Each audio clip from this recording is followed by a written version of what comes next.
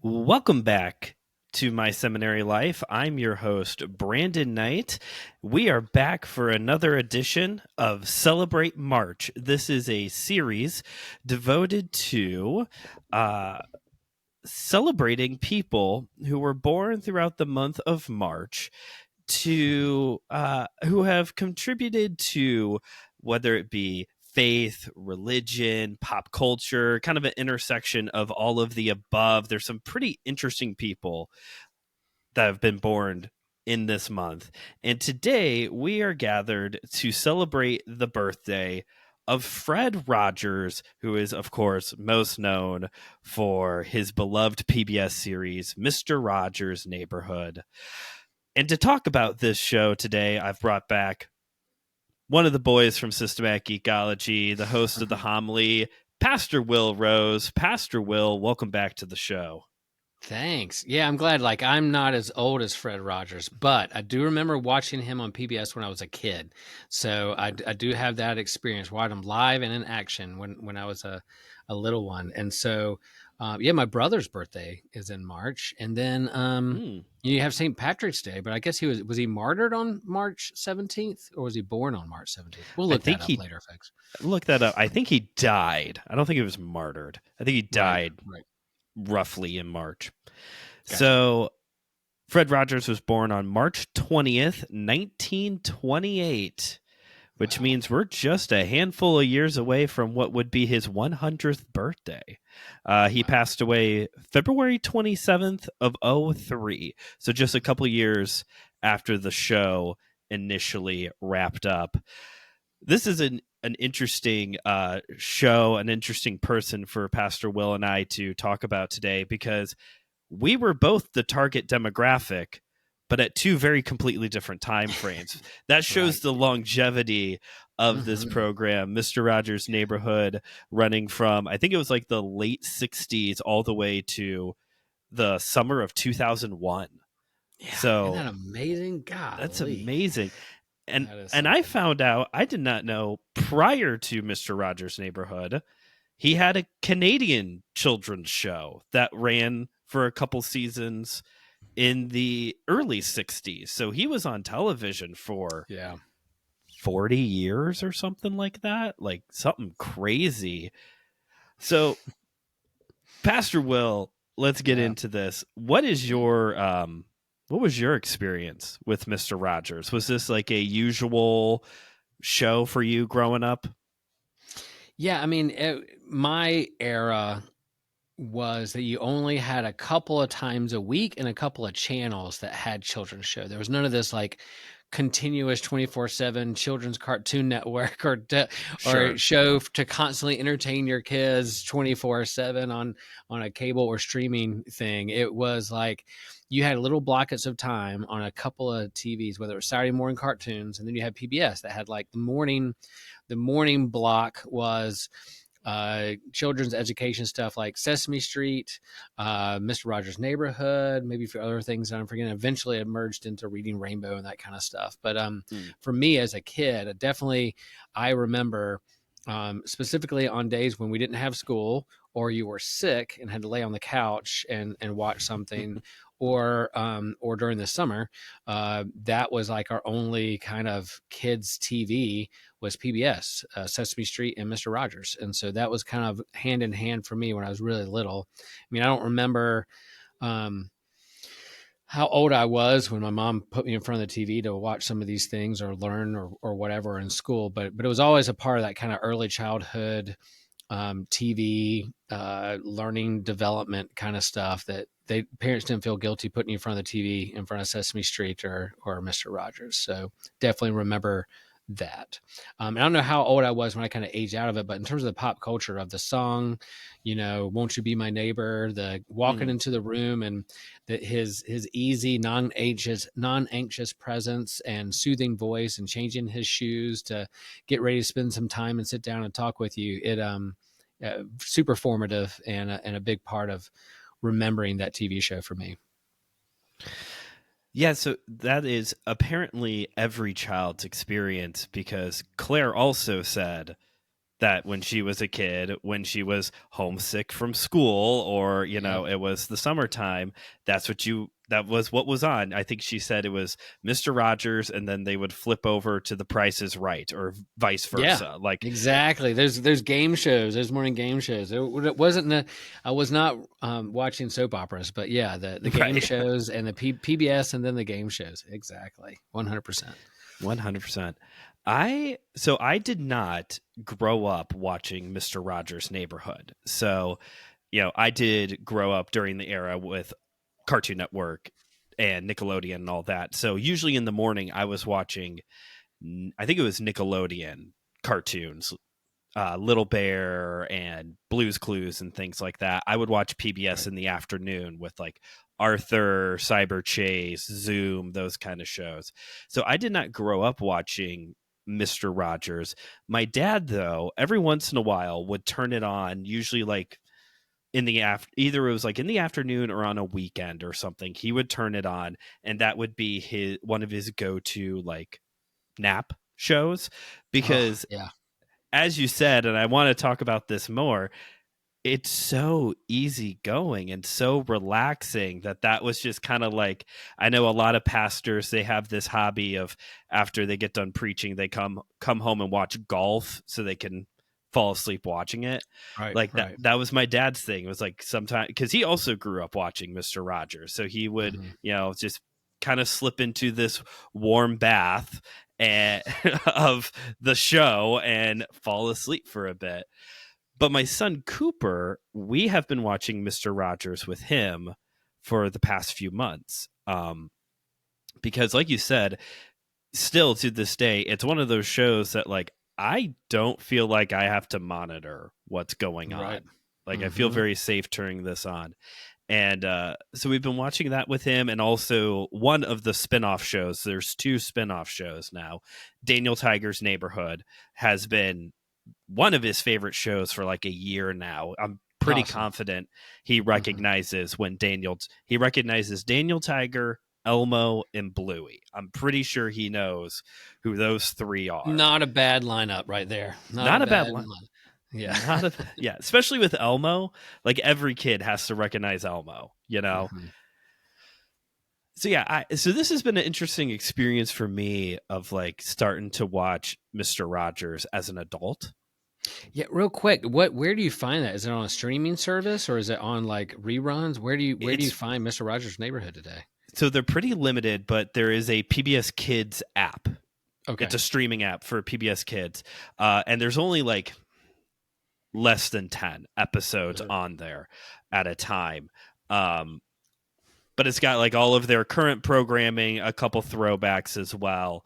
Um, so yeah, Cool. I don't know if anybody has. I know the PBS shows are kind of strange with like streaming right stuff. So I don't know if anybody just has all 30 something seasons or not, but the Right. PBS Kids app does have like 6 or 7 episodes. So we've been watching those. Interesting. Yeah. Cool. Streaming's complicated It is. and can be. So when it comes to Mr. Rogers, one of the most interesting things about him is the fact of what he was before he was a television personality. He was a pastor, apparently. Did you look into that at all, Pastor Will? I know you said you were refreshing yourself for Yeah, this like I episode. remember later on down the road, I didn't know. It was PBS. It was pretty secular or religion neutral, kind of Mm-hmm. thing. And you could tell, loving your neighbor as yourself and community and the people that we are a part of, and your emotional intelligence and understanding our feelings and make believe, is a part of just general children's education and nurture and growing as into personhood. But I think it wasn't until later that you heard like, oh, this guy was a minister and a Presbyterian minister. And that just completely made sense in terms of me because I grew up with a Lutheran minister who was very gentle, very calm, non anxious presence, and probably embodied even how he looked. Man, Pastor Really? McSwain even kind of looked like, if I think about it, like kind of a tall, oval face and very easygoing way which he talked. So yeah, it definitely made sense with me and connect. It was like, of course he is, because that was kind of my perception of a pastor growing up. Yeah, so I did not have that, like, that kind of a pastor in my life growing up, being part of the Baptist church. I got that Baptist church mold more with the style of pastor. But I it blew my mind. I had known at some point, you don't know when you learn these things. I knew he was a Christian, but Right, like the fact that he was an ordained minister in the Presbyterian Church, went to seminary with R.C. Sproul, who's one of my like heroes of the faith. right. I'm like, oh, so it's not just like, oh, he's a Christian. It's he's actually like moved from doing what we would consider vocational ministry to this, where he felt like he was making more of an impact than he was doing pastoral ministry, which is so interesting. Yeah.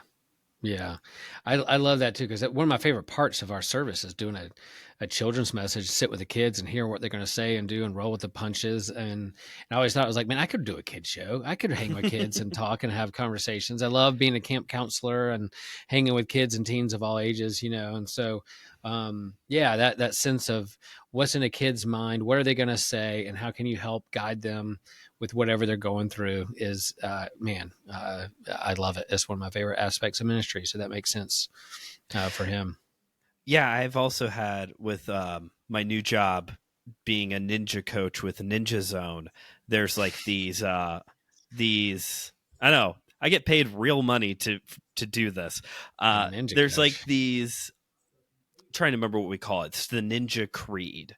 And so it's just like good moral lessons, kind Mhm. of like you were talking about earlier, just like these good things that Mr. Rogers was teaching that is kind of biblical, but also just like here's how to be a good person type of thing. Yep. Same kind of Hmm. idea. And some of them are very biblical. Like one of my favorite ones to talk about with the kids is ninjas tell the truth, and just talking about the significance of speaking truth, not just like lying to people, but like speaking truth, and how truthful things builds other people up, and what does it look like to tell the truth to someone. So it's interesting. Ninjas talk. I thought they were like super quiet and stealthy. Ninjas talk and I can tell truth. really need to emphasize the quiet and stealthy with some of these kids. That's Let me right. tell Hey, you. real quick there, just Yo. aside, there's someone who's going to teach in a keto class here at the church. Oh, Um, cool. and part of my selfishness of saying yes is because I want to start taking. I've always wanted to take a martial arts. So, my he sold it when he was like, "Oh, it's a martial art of love and defense, not necessarily attacking." I was like, "Cool, I'll take it." And if I can work with a bow staff and be an expert in a bow staff, I will be very, very happy. That's a good goal to get to, working with a Yeah. bow staff. Okay. Gotcha. Love it. But there is something about bring it back to Mr. Rogers. Like there is something like children's ministry can be very unique. Yeah. Um, having not grown up Lutheran, like it is interesting to me. We've been attending a Lutheran church the past few Sundays, and it's been interesting to me to see that like this. Okay, now all the kids can come up and listen to. We Right. have a very specific sermon lesson for you all, or like this church we've been attending. Some of the liturgy involves the kids. They have children recite a prayer or part of a blessing as Oh, part of cool. the, yeah, and Hmm. it's really interesting to see how you can start to shape children both to be just a good person, but also like how different unique ways to instill the faith in them. You know what I mean?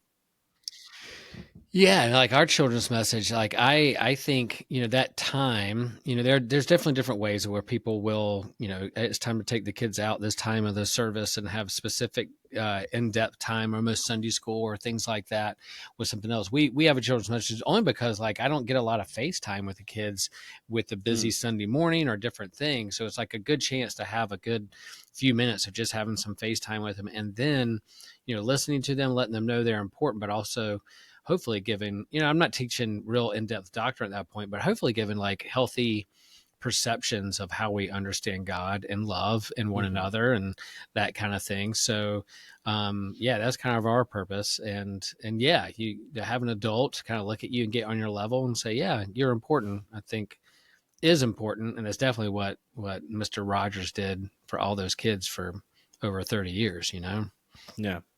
Met them where they were and did something that is very difficult to do. And I'm sure you've had this experience. I've had this experience. Be able to talk to children without talking down to them. Right, Like right. there's a difference between meeting someone where they're at and talking down to someone. And I like Mr. Rogers really did feel like your good friend who was your neighbor Mhm. next door, Yep, yep, yep. 100%. Yeah, I think, yeah, I do like talking. I'm not going to inflect my voice or, treat them as if they're a half a human being. Like I'd love just sitting down and getting their level and face to face and just asking like a normal question. Like, so what's your favorite thing about school? What's going on here? And Mm-hmm. they kind of look like, oh, and then their answers are great. The other night we had our Shrove Tuesday night before Lent. Starts with Ash Wednesday pancake dinner. And one of my favorite kids came in. He's sitting there, and we're just sitting there talking. I just kind of look at him and I go, Carson, how many times a day do you think you giggle?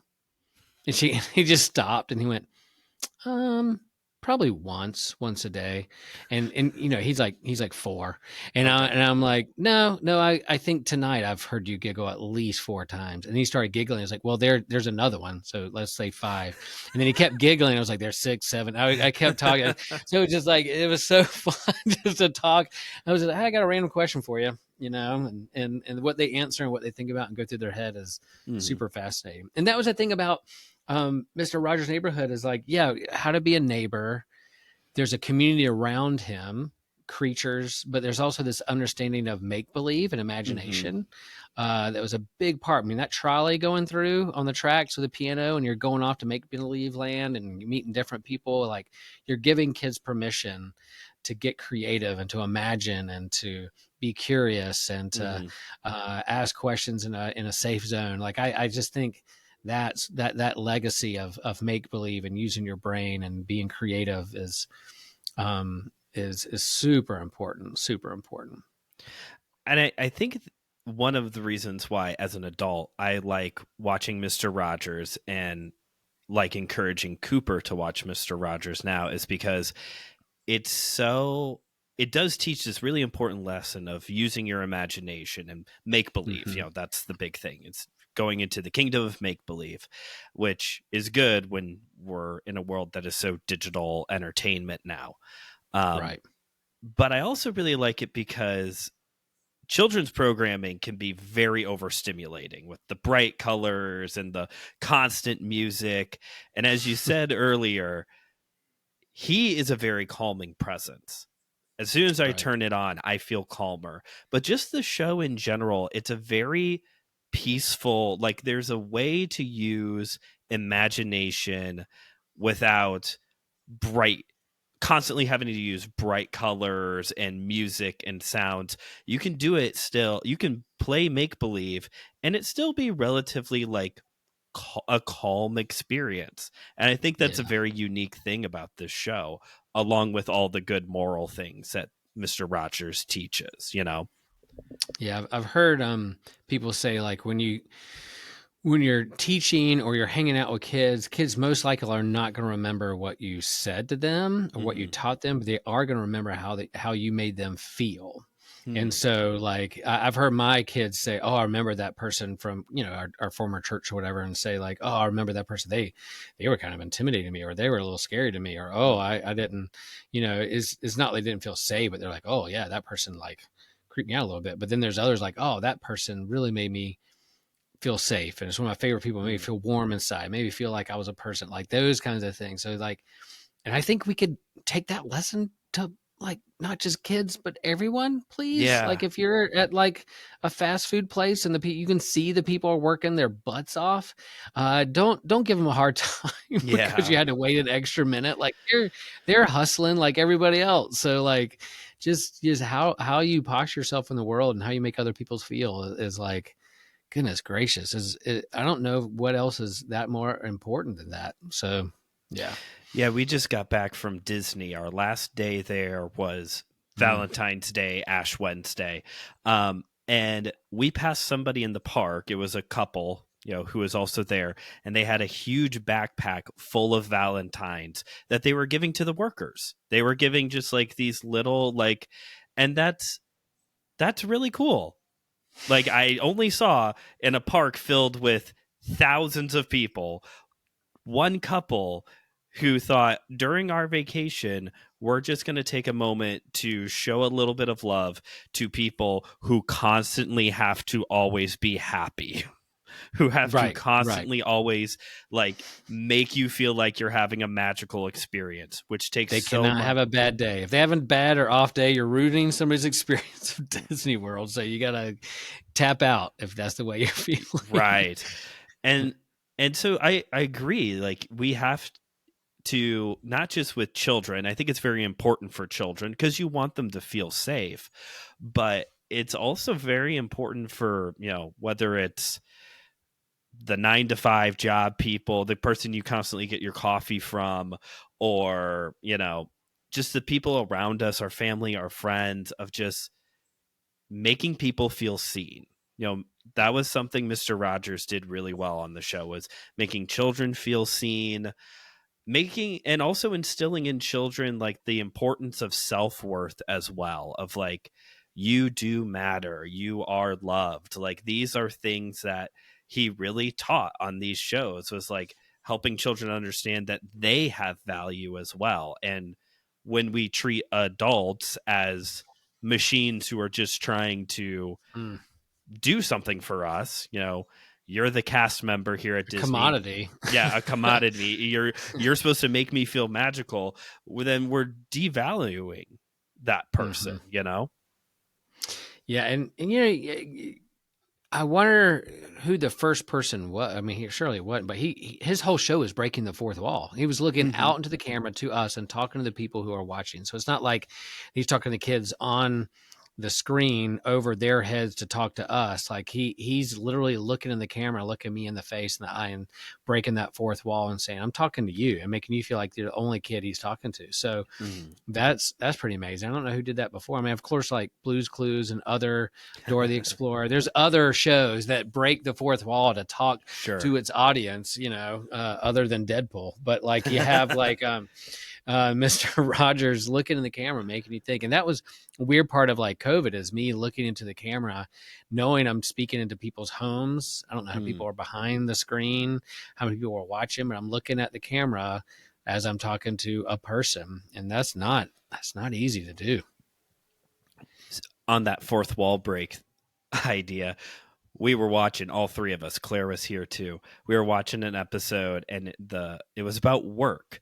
And so Mr. Rogers explained to his neighborhood friends what he does for a living, and the camera pulls back and shows that his house is a stage, like a stage Ah, place. And fun. he explains cameras and the guys who do the sound and all of this, and Claire's Wow. jaw is on the floor. I was like, what? And she goes, for my whole life I thought this was an actual house. I didn't realize that this was A like set. a set.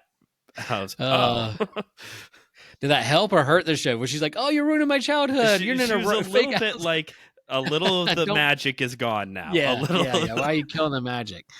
Uh, But yeah, there's I don't know who did it first, if it was him or not. There wasn't like children. It wasn't a live studio audience kind of thing.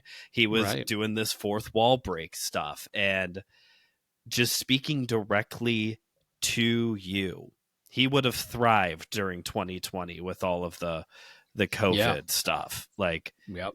Maybe that's what we needed. We should have approached this like Mr. Rogers a little bit better. Maybe we would have done Right. better in Maybe. 2020. Maybe. Making people feel loved and seen in 2020, that may have went over better. A little bit. Or what we do affects our neighbor. What we do affects our neighbor. Yep. Might have been important. Have you seen any of Daniel Tiger's Neighborhood? You don't have grandkids or anything, so No, I have not. I do. I think I remember hearing about it, but then Mhm. going back and remembering some of the animals and people that were in Make Believe, I was like, oh, I remember Daniel the Tiger. Oh, I Mhm. remember X the Owl. I remember the King. What was the King Friday? King Friday. Yeah, so I was like, oh, they were kind of coming back to me. I was going down Okay. memory lane and looking at some stuff. But yeah, I didn't know Daniel Tiger has his own show now, spinoff. Why not? Why Yeah. not? So Now, is it's that like animated or is it a real puppet? Did they break the fourth wall? Is it like Blue's Clues? What is this TV show like? yeah, so like I said, Cooper's been watching this one for like a year now. So I'm much more Okay. of an expert on this than I am Mr. Rogers. Yeah. But um how this show works is that it's the next generation. So Daniel Tiger, the puppet from Mr. Rogers' Neighborhood, now has a son who is also named Daniel Tiger. And that's who the show is about. Gotcha. And it's a lot of the uh, puppets from the original Mr. Rogers show. Now, their kids are who the focus is on. So, King Gotcha. Friday and Queen Sarah, they have another son named Prince Wednesday because they have a son named Tuesday. Yeah. Henrietta Pussycat has, oh, I lost her name. Oh man, I can't think of her name, but I forgot her name, but she's got a cat. She's got a daughter. X the owl takes care of his nephew. Oh, the owl. So it's a lot of that, just like these next X's generation and O's. X's and O's. X's and O's. So did you say? Remind me. I'm sorry. Is Yeah, it animated or is it it is. live action? Like, It is animated. It's animated. okay, okay, Um, and it follows a pretty similar kind of format where Daniel Tiger, the child, Junior. They don't call him Junior, but Daniel Tiger Junior. He is talking directly to the audience. He is talking directly okay, to his neighbors.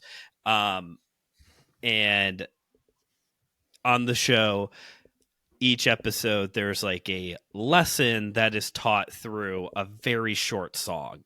So, what was an example of one? I'm trying to think. Um, Keep on trying and you'll feel proud. Like if you get stuck doing something, and it's this song that usually the adults sing to the kids, and then the kids sing it to each other as they go through the day and they experience gotcha. problems.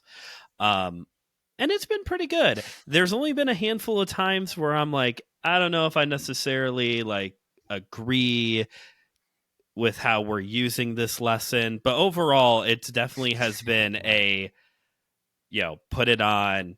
Cooper will sit there with his goldfish and enjoy the show.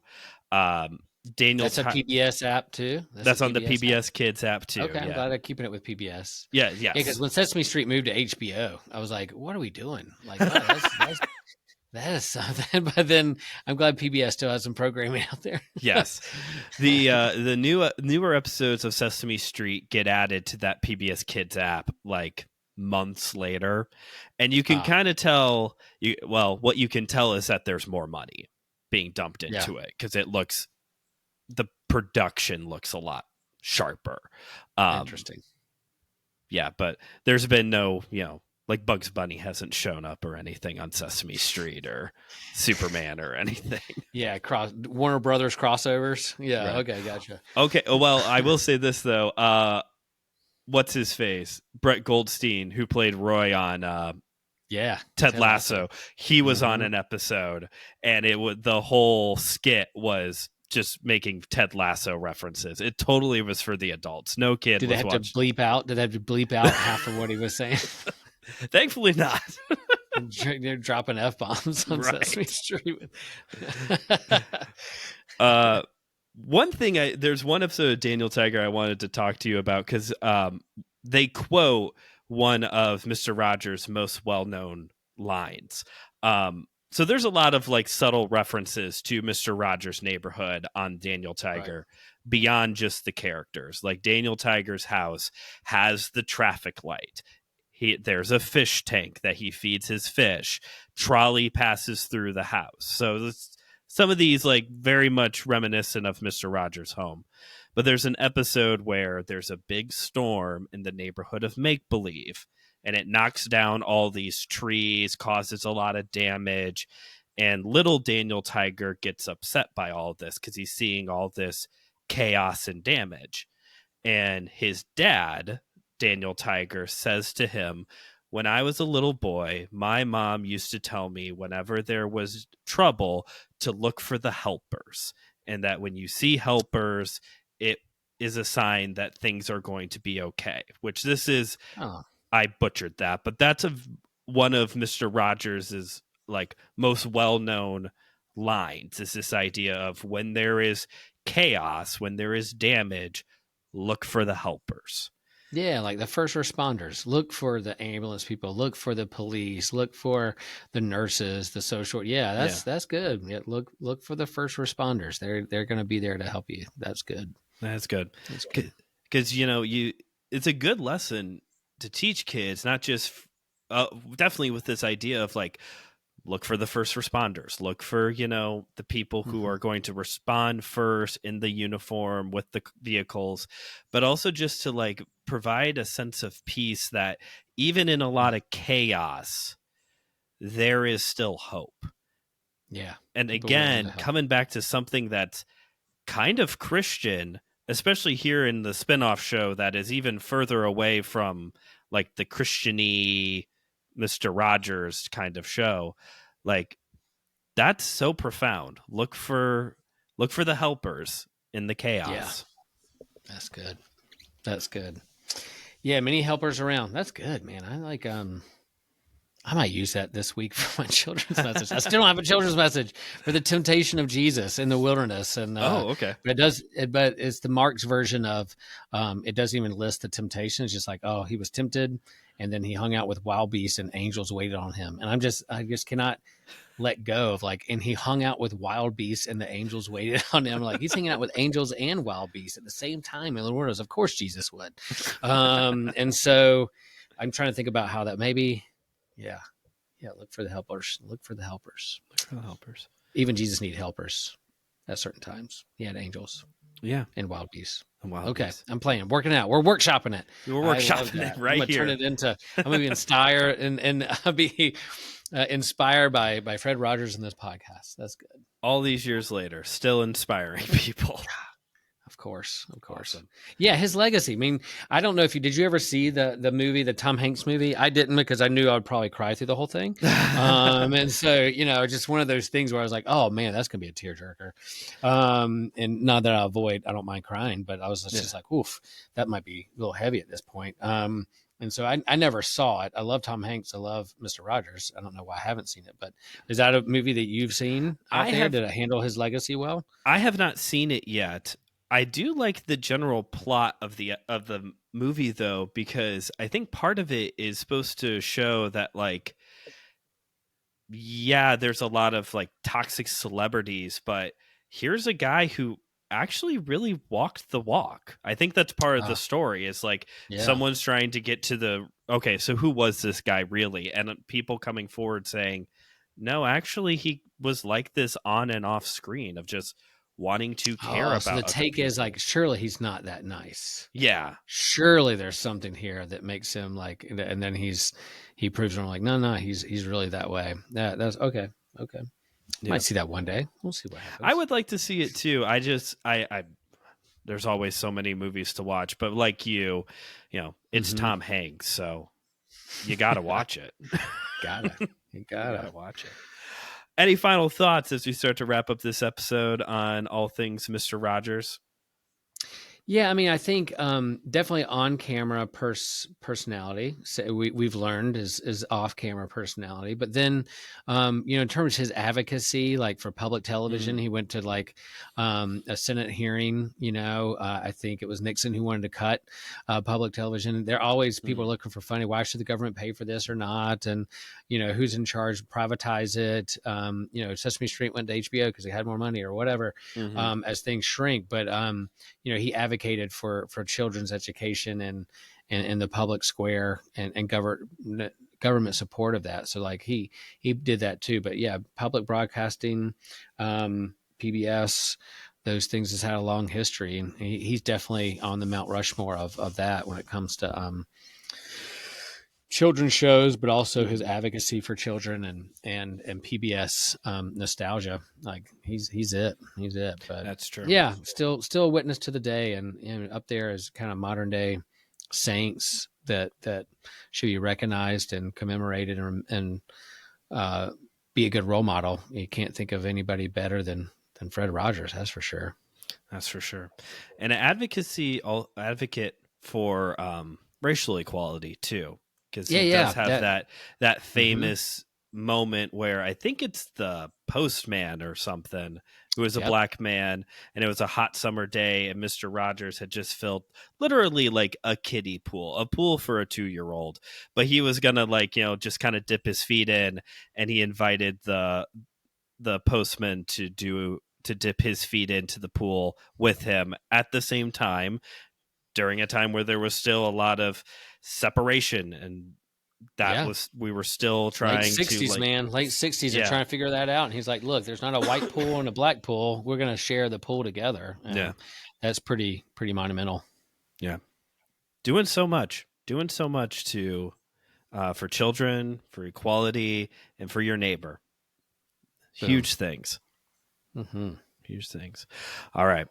Well, thanks, Will, for being on this episode. This was a Yeah, good. I appreciate stoking those memories for me Oh and yeah. and reflecting on it. And then, you know, I think, yeah, I can take a lot away from that and be reminded to get caught up on our own kind of streaming and what's happening in pop culture and geek culture and go and all hmm that kind of stuff. And it's like maybe times we just need to be like Mr. Rogers. Yeah. Maybe sometimes we just need to be like Mr. Rogers and think about others. We're going to think about others every once in a while. I There you did go. not, you go into to pull the curtain back a little bit. Whenever you start a podcast episode, you think of a few things you want to talk about, right? I did not Right. know that we were going to take a turn and talk about children's ministry. That Yeah. makes sense that we got there, but Yep. Yep. well, thank you all, listeners, for dropping into today's episode. If you enjoyed it and are also feeling very nostalgic, again, the show's on the PBS Kids app. You get a couple episodes out there, or who knows, there might be some on YouTube. Go check it out. I'm going to YouTube after this with Daniel the Tiger show. I'm gonna look at it and see what that looks like. I gotta see the aesthetic for that for sure. um, so yeah, go check it out, and obviously rate and review this show wherever you get your podcasts. Share the episode with someone who you think also needs a trip down memory lane and should celebrate the birth of Mr. Rogers. Consider supporting the show at buymeacoffee.com/MSLpod. Everyone who supports the show at the $9 a month level gets a shout out. So thank you, Lori, for supporting the show. We'll be back next week to celebrate someone else, someone different next week here on the show. But until next time, this is Brandon signing off. And instead of the normal way I sign off the show, it makes sense to say, I'll be back when the day is new, and I'll have more ideas for you, and you'll have things that you'll want to talk about. I will too.